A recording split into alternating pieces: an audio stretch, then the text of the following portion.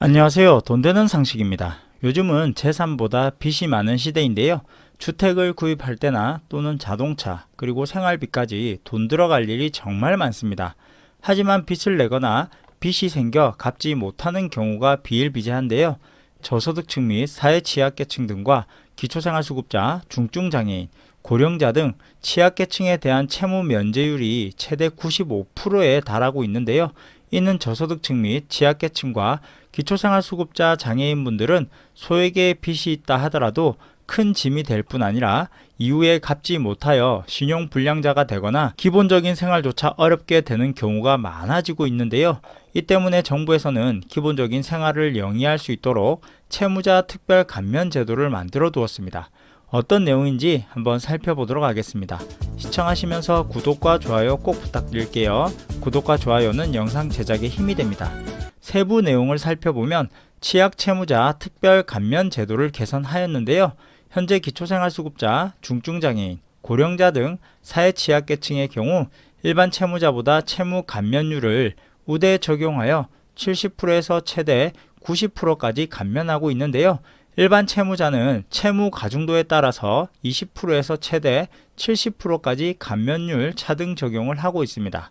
사회 취약계층은 상환 능력이 현저히 저하된 만큼 감면된 채무를 상환하는 데에도 통상 8년 이상이 걸리기 때문에 재기 지원 효과에 한계가 존재하여 채권자 입장에서도 큰 회수를 기대하기 어려운 계층인 점을 감안하여 일정 기간 최소한의 성실 상환 노력이 있을 경우에 감면율을 추가 확대 적용하는 방식으로 청산형 채무 조정 원리를 도입한다고 밝혔습니다.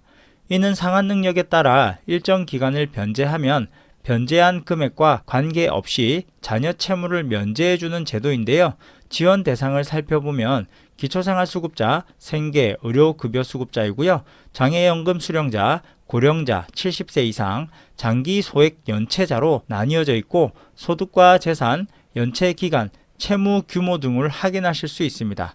표를 보면서 말씀드리도록 할게요. 첫 번째로 사회 취약계층을 보게 되면 기초생활수급자, 생계, 의료급여수급자 및 장애연금 수령자로서 순재산이 파산재산보다 적은 일정액 이하인 채무자로 연체기간이 3개월 이상인 기초생활수급자와 장애연금 수령자의 경우 채무원금의 80%에서 90%를 감면해주고 자녀 채무 면제의 경우 조정전 채무원금이 1,500만원 이하인 경우로서 이를 3년간 성실하게 자녀 채무의 50% 이상을 상환하면 자녀 채무는 면제해 주는데요.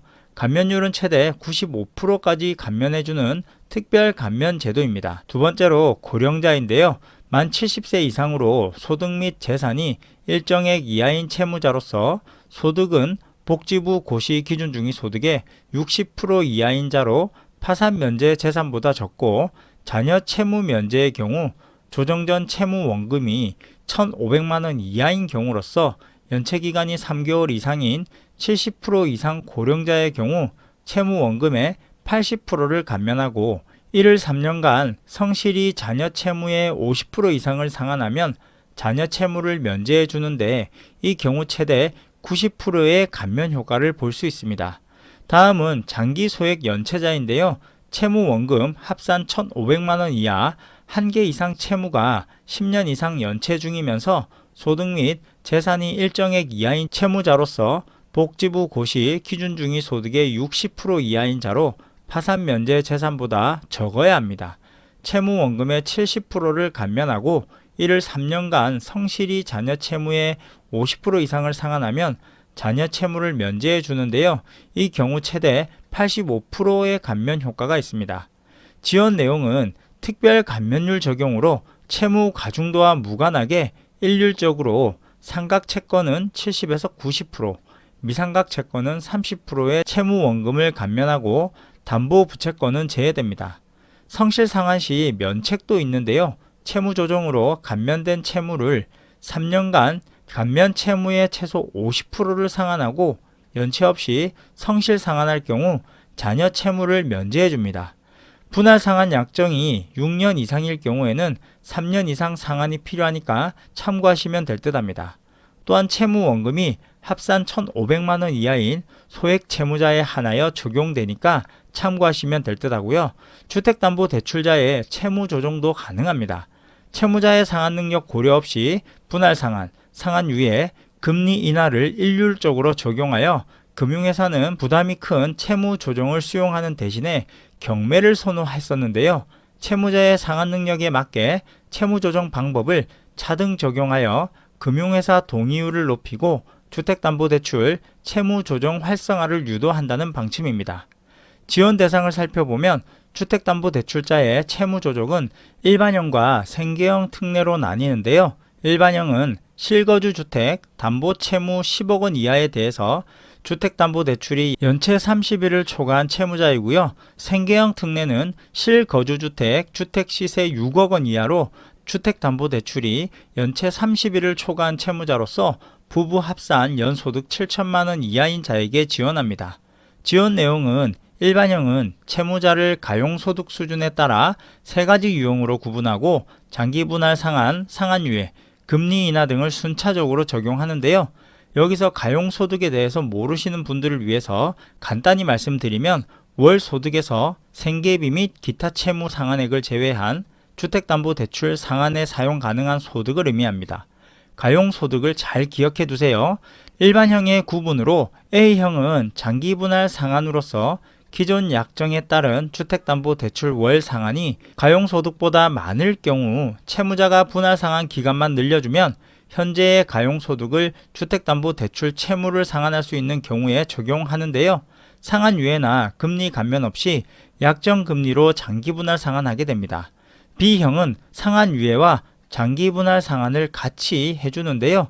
주택담보대출 장기분할 상환 시 분할 상환 원리금이 가용소득보다 많을 경우 적용되며 가용소득으로 주택담보대출 원금 상환이 어려운 경우 최대 3년간 상환유예를 부여하고 유예기간 동안은 약정이자만 납부하게 됩니다.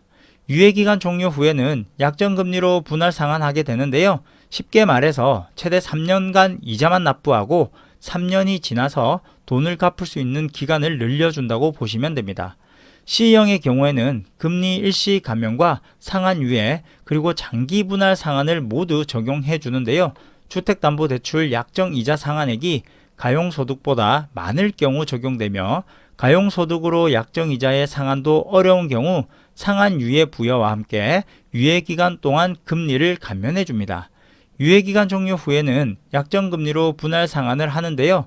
쉽게 말해서 금리도 감면해주고 최대 3년간 이자만 납부한 후에 돈을 갚을 수 있는 기간도 늘려준다고 보시면 됩니다. 생계형 특례로는 채무자 상환 부담 절감 필요성이 큰 점을 감안 유형 구분 없이 기존의 단일형 프로그램을 동일하게 적용하여서 실거주 6억 이하 주택담보대출이 연체 30일을 초과한 채무자로서 부부 합산 연소득 7천만 원 이하인 자에게 지원합니다. 신청 방법 및 유의사항은 신용회복위원회에 채무조정을 신규로 신청할 경우에는 새로운 제도를 이용할 수 있는데요. 자세한 문의는 1600-5500 또는 1397번으로 문의하시면 되니까 참고하시면 될 듯합니다. 그럼 오늘은 취약계층과 저소득계층, 기초생활수급자, 장애인 등에게 소액의 빚이 있다 하더라도 면제를 받을 수 있는 방법에 대해서 말씀드렸는데요.